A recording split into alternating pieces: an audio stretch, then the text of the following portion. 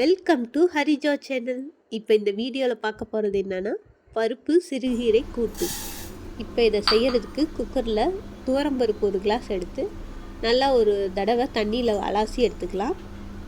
இப்போ இதில் ஒரு சொம்பு தண்ணி ஊற்றி ஒரு 1/4 ஸ்பூன் மஞ்சள்தூள் அப்புறம் 1/2 ஸ்பூன் சீரகமும் இதில் சேர்த்துக்கலாம்.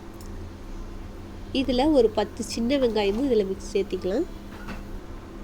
1/2 தக்காளி, இதுக்கு தேவையான அளவு உப்பை இப்பயே சேர்த்திக்கலாம். ஒரு 7-8 பச்சை மிளகாவையும் இதில் சேர்த்திக்கலாம். முழுசாக சேர்த்திக்கோங்க, ஏன்னா நம்ம விசில் விட போகிறோம். இதில் கொஞ்சம் கருவேப்பிலையும் சேர்த்திக்கலாம். இப்போ இதை மூடி ஒரு 4 விசில் விட்டு எடுத்துக்கலாம்.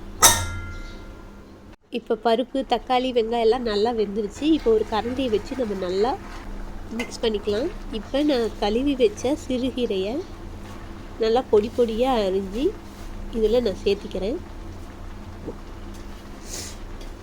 இதில் சிறுகீரை சேர்த்துனா தான் இன்னும் டேஸ்ட்டாக இருக்கும். ஸோ நீங்கள் சிறுகீரையே வாங்கி இதில் சேர்த்து பாருங்கள். இதுக்கு தேவையான அளவு தண்ணி ஊற்றி ஒரு 1/4 மணி நேரம் நல்லா இதை கொதிக்க வைக்கணும். ஒரு 1/4 மணி நேரம் கொதிச்சதுக்கப்புறம் எப்படி இருக்குன்னு பார்க்கலாம். பாருங்கள், 1/4 மணி நேரம் கொதிச்சோடனே நல்லா கீரையெல்லாம் சுண்டிடும். இப்போ இதில் நம்ம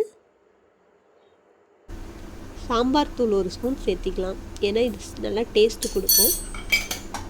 இதையும் நல்லா மிக்ஸ் பண்ணி நல்லா சூடான சாப்பாட்டில் இதை ஊற்றி சாப்பிடுங்க. செம்ம டேஸ்ட்டாக இருக்கும்.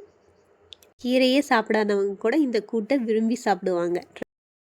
இது மாதிரி வீடியோஸ் பார்க்கணுன்னா நம்ம சேனலுக்கு லைக் பண்ணுங்கள், சப்ஸ்கிரைப் பண்ணுங்கள். தேங்க்யூ.